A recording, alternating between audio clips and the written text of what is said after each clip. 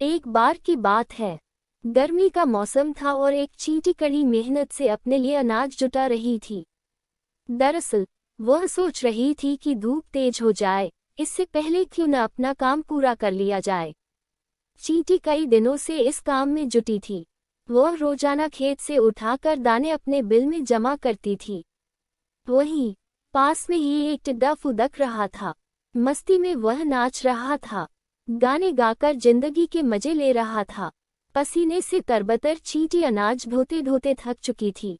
पीठ पर अनाज लेकर बिल की तरफ जा रही थी, तभी टिड्डा फुदककर उसके सामने आ गया। बोला, प्यारी चींटी, क्यों इतनी मेहनत कर रही हो? आओ मजे करें। चींटी ने टिड्डे को नजरअंदाज किया और खेत से उठाकर एक एक दाना अपने बिल में जमा करती रही। मस्ती में डूबा टिड्डा चींटी को देखकर हंसता और मजाक उड़ाता। उछलकर उसके रास्ते में आकर कहता, प्यारी चींटी आओ मेरा गाना सुनो। कितना बढ़िया मौसम है, ठंडी हवा चल रही, सुनहरी धूप है, क्यों मेहनत करके इस खूबसूरत दिन को बर्बाद कर रही हो? टिड्डा की हरकतों से चींटी परेशान हो गई। उसने समझाते हुए कहा, सुनो टिड्डा, ठंड का मौसम कुछ दिन बाद ही आने वाला है। तब खूब बर्फ गिरेगी, कहीं भी अनाज नहीं मिलेगा। मेरी सलाह है, अपने खाने का इंतजाम कर लो। धीरे धीरे गर्मी का मौसम खत्म हो गया। मस्ती में डूबे टिड्डे को पता ही नहीं चला कि गर्मी कब खत्म हो गई।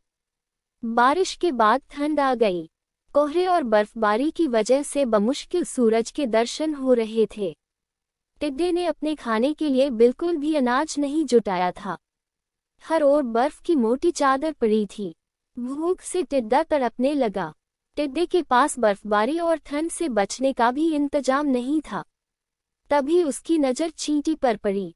अपनी बिल में चींटी मजे से जमा किए हुए अनाज खा रही थी। तब टिड्डे को एहसास हुआ कि समय को बर्बाद करने का उसे फल मिल चुका है। भूख और ठंड से तड़पते टिड्डे की फिर चींटी ने मदद की। खाने के लिए उसे कुछ अनाज दिए। चींटी ने ठंड से बचने के लिए खूब घास फूस जुटाए थे। उसी से टिड्डे को भी अपना घर बनाने के लिए कहा। कहानी से सीख, अपने काम को मेहनत और लगन के साथ करना चाहिए। उस वक्त भले ही लोग मजाक उड़ाएं, लेकिन बाद में वे ही तारीफ करेंगे।